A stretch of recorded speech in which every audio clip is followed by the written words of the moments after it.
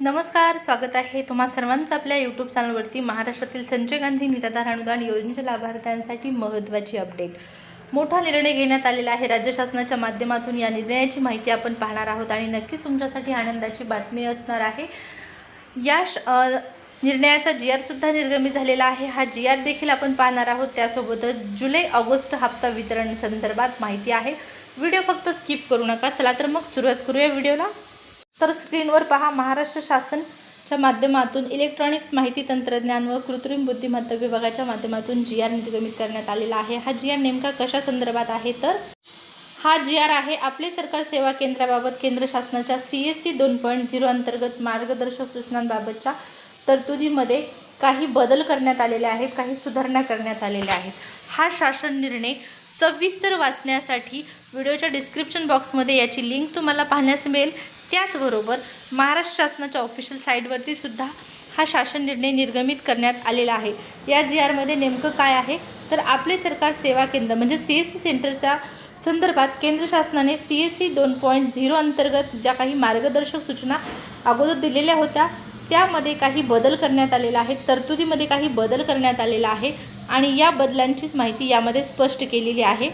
आता जुलै ऑगस्ट हप्ता वितरणासंदर्भात अपडेट। तर पहा, महाराष्ट्र शासनाच्या माध्यमातून संजय गांधी निराधार अनुदान योजनेतील लाभार्थ्यांपैकी दिव्यांग बांधवांसाठी अगोदर निधी वितरित केला जात आहे आणि या निधीमध्ये वितरण नेमकं का होत नाही हा लाभार्थ्यांना पडलेला प्रश्न आहे। तर जसं मी तुम्हाला कालच्या व्हिडिओमध्ये सविस्तर माहिती दिलेली आहे की सध्या काय होणार आहे, या महिन्यामध्ये जुलै ऑगस्ट जे वितरण आहे ते नवीन पोर्टलच्या माध्यमातून MahaDBT पोर्टल 2.0च्या माध्यमातून करण्यात येणार आहे आणि या पोर्टलवरती जी नोटिफिकेशन पडलेली आहे, जी सूचना आलेली आहे, ती सूचना सद्यस्थितीला वितरणासाठी नसून वितरणापूर्वी लाभार्थ्यांच्या याद्या तयार करण्यासाठी आहे। ज्यावेळेस याद्या तयार होतील त्यावेळेस ऑफिशियलरित्या वितरणाची प्रक्रिया सुरू करण्यात येईल आणि अंदाजितपणे या वितरणाला 10 तारखेपासून सुरुवात होण्याची शक्यता आहे। त्यामुळे लाभार्थ्यांच्या खात्यामध्ये नेमके अनुदान कधीपर्यंत जमा होणार आहे याची तुम्हाला माहिती मिळाली असेल अशी अपेक्षा करते।